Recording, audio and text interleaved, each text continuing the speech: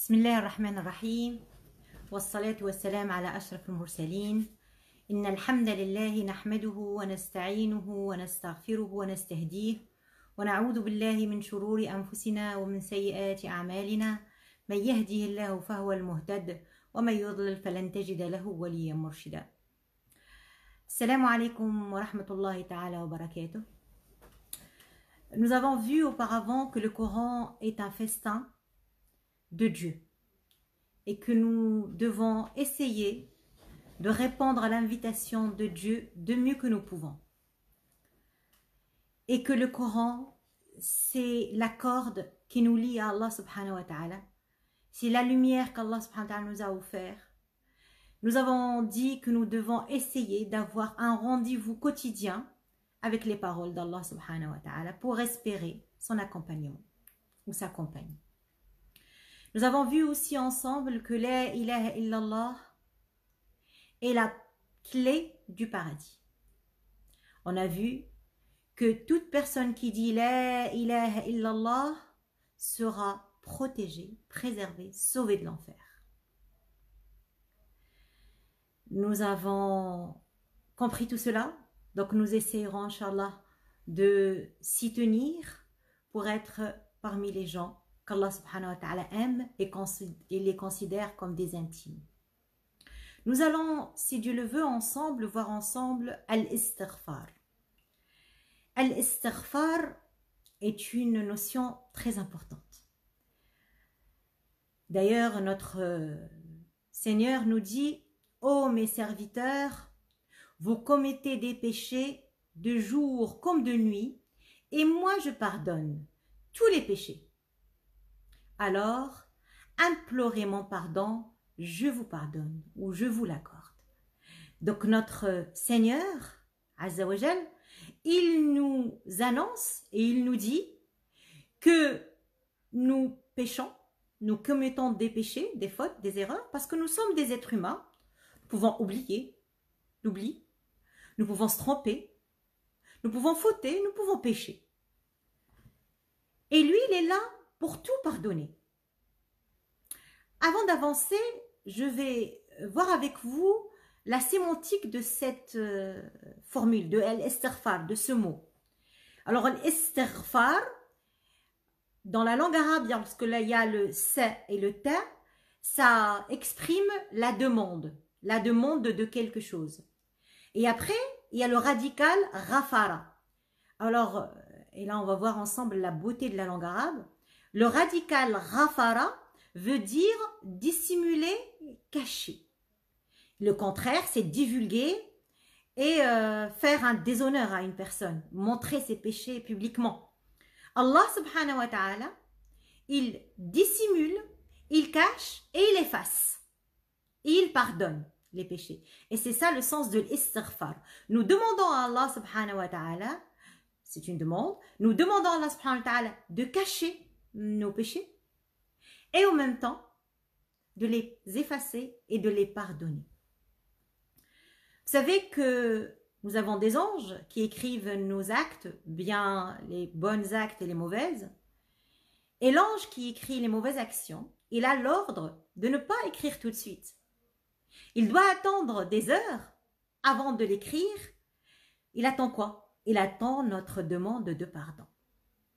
Donc, nous devons, si on se commet des péchés, chose qui peut arriver, vu notre nature humaine, se précipiter pour demander à Allah subhanahu wa ta'ala de nous pardonner. Alors, même si la personne fait des efforts pour être ou pour rester sur la voie de la droiture, la personne fait quand même des péchés, petits ou grands. Parce que les péchés nous entourent de partout. Les tentations nous tiraillent. Le mal est partout aussi. Notre seul refuge est l'istighfar et le repentir sincère. Bien entendu, demander pardon à Dieu, implorer le pardon de Dieu, qui est le sens de l'istighfar, se fait par la langue, mais pas uniquement. S'il n'est pas accompagné par une conviction, une demande par le cœur, une certaine sincérité, bah malheureusement, notre demande ne sera pas agréée ni entendue par Allah subhanahu wa ta'ala. Donc on a besoin de deux choses. On le demande et en même temps, notre cœur, il est là, il est présent. Il implore réellement le pardon d'Allah subhanahu wa ta'ala. Si nous essayons de voir ensemble quels sont les bienfaits de l'istighfar. Alors, la constance de l'istighfar, elle est demandée. On ne doit pas implorer le pardon de Dieu une fois et l'oublier pendant des années et revenir une fois. Non, nous essayerons d'être constants. Pourquoi? Parce que notre maître bien-aimé Mohammed sallallahu alayhi wa sallam, il a dit « Grand bonheur à celui qui trouve auprès d'Allah subhanahu wa ta'ala après sa mort, dans son livre, beaucoup de demandes de pardon, beaucoup de istighfar. » Donc, grand bonheur, Touba. Touba, c'est un arbre au paradis qui a des ramifications, qui a des branches qui peuvent aller un peu partout dans toutes les demeures. Et les savants le traduisent, nous l'expliquent par le grand bonheur. Quel grand bonheur pour une personne qui va trouver beaucoup de istighfar dans son registre ou dans son livre auprès d'Allah subhanahu wa ta'ala. Donc la constance dans l'istighfar va engendrer le pardon et l'effacement des péchés. Allah subhanahu wa ta'ala, il le dit dans Surat An-Nisa, « Quiconque agit mal fait du tort à lui-même, quiconque agit mal ou fait du tort à lui-même, puis aussitôt implore d'Allah le pardon, trouvera Allah pardonneur et miséricordieux. » Donc nous avons la certitude d'avoir le pardon et la miséricorde si on s'adresse, on demande à Allah subhanahu wa ta'ala le pardon après avoir commis un péché. Sincèrement, bien entendu. Donc si on demande pardon à Dieu, Allah subhanahu wa ta'ala, il est là.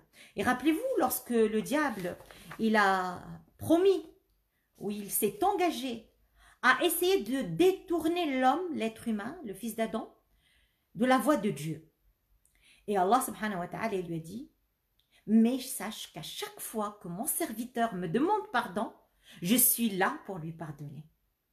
Vous voyez, je veux bien qu'on ressente cet amour qu'Allah pour nous et sa volonté à ce qu'on soit toujours purifié de tout péché, à ce qu'on soit pardonné et que nos péchés soient effacés. Parce qu'on a la possibilité de les effacer tout au long de notre journée, tout au long de notre vie. Mais je viens de vous dire que nous avons la possibilité à ce que ça ne soit pas du tout inscrit sur notre registre. En se demandant le pardon d'Allah subhanahu wa ta'ala, en implorant le pardon d'Allah subhanahu wa ta'ala, juste après avoir commis le péché. Et bien entendu, cette façon d'être, notre façon d'être, elle va influer sur le pardon d'Allah subhanahu wa ta'ala. Lorsque une personne demande le pardon, il y a déjà un regret dans son cœur pour le péché qu'elle a pu faire ou qu'elle a fait. Il y a un regret, il y a un malaise qui va après se transformer à une volonté et une aptitude à développer les actes de bien et à les multiplier. Et plus qu'on multiplie les actes de bien, plus qu'on se rapproche d'Allah subhanahu wa ta'ala, plus qu'on a la volonté de faire encore et encore du bien.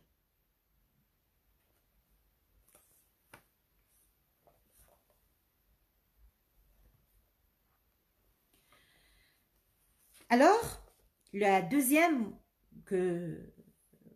deuxième bienfait de la constance dans l'istighfar, c'est d'avoir la garantie contre la punition et le châtiment de Dieu.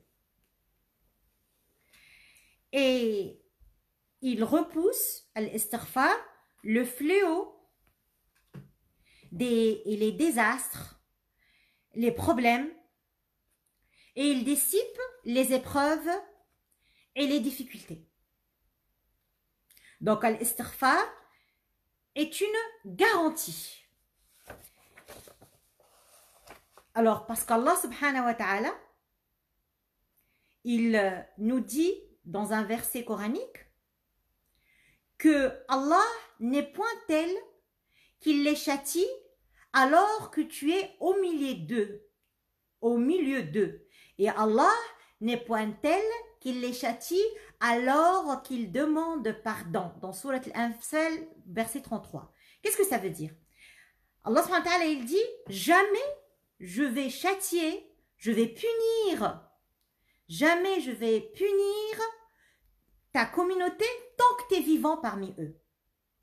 Et jamais je vais les punir tant qu'ils me demandent pardon.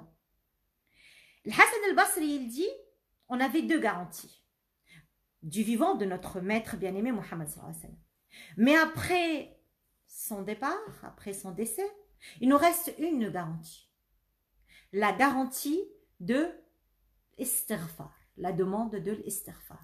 Donc, nous devons multiplier cette formule de l'istighfar pour qu'on puisse avoir la protection divine contre tout châtiment dans cette vie ci-bas, déjà. Et dans l'au-delà, Inch'Allah. La constance de l'istighfar est un soulagement des problèmes et une sortie des difficultés.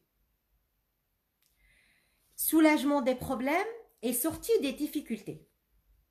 Elle est aussi, cette constance, c'est une porte qui mène ou qui donne les bienfaits d'Allah subhanahu wa ta'ala, la pluie, les biens, la richesse, la subsistance, les enfants. Et là, nous l'avons d'une façon claire dans un hadith du prophète sallallahu alayhi wa sallam et dans une parole d'un compagnon ou d'un tabi'i, d'un successeur qui disait, qui s'appelait Al-Hassan al-Basri. Une fois, un homme est venu se plaindre auprès de lui de la sécheresse de son terrain. Il lui dit alors, implore le pardon d'Allah. Un autre est venu se plaindre de ne pas avoir d'enfant. Il lui a également dit, implore le pardon d'Allah. Un troisième est venu se plaindre de la pauvreté et lui dit, implore le pardon d'Allah. Un homme présent, il lui a alors dit, toute personne qui vient te voir, tu lui réponds, implore le pardon d'Allah. Hassan al-Basri lui a répondu, je ne vais pas aller au-delà du Coran.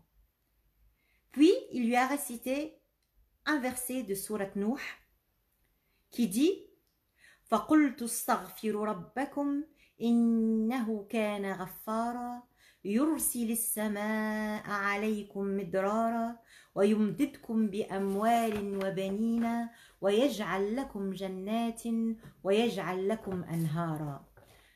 J'ai donc dit, implorez, c'est Allah subhanahu wa ta'ala qui dit dans sourate Nuh, j'ai donc dit, implorez le pardon de votre Seigneur, car il est le grand pardonneur, afin qu'il vous envoie du ciel des pluies abondantes et qu'il vous accorde beaucoup de biens et d'enfants et vous donne des jardins et vous donne des rivières.